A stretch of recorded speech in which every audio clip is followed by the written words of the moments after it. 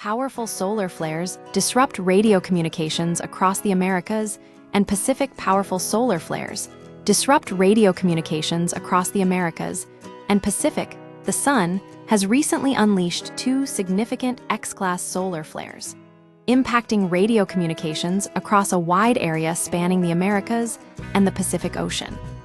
This burst of solar activity is linked to a large, magnetically complex sunspot known as AR 4274, which is now facing Earth, increasing the potential for further disruptions. Understanding the recent solar activity, the recent events started with two colossal X-class solar flares.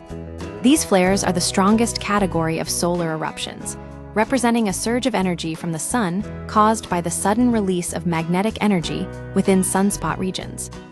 The strength of an X-class flare is measured numerically. An X2 flare is twice as powerful as an X1, demonstrating the scale of these energy releases. AR 4274, the sunspot responsible for these flares, is characterized by its complex magnetic field. This complexity fuels these powerful eruptions. As it rotates to face Earth, any future flares originating from this sunspot are more likely to be directed towards our planet. Ongoing flare activity and potential geomagnetic storms, the Sun's activity hasn't ceased with the initial X-class flares. On November 5th, AR 4274 produced another strong flare, classified as an M74 class.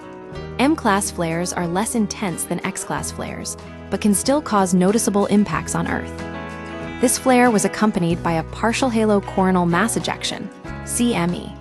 A CME is a significant expulsion of plasma and magnetic field from the Sun's corona.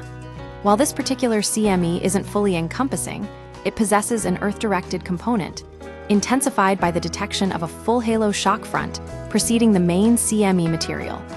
NOAA's Space Weather Prediction Center is currently analyzing this CME to assess its potential impact.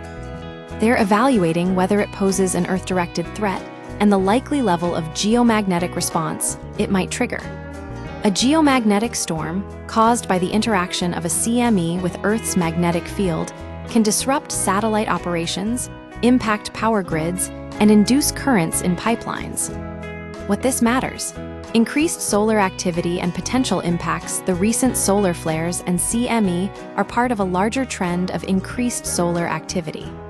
The Sun operates on an approximately 11-year cycle, transitioning between periods of relative quiet, solar minimum, and heightened activity, solar maximum. We are currently approaching solar maximum, which is expected to occur in late 2024 or early 2025, meaning more frequent and intense solar events are likely in the coming months.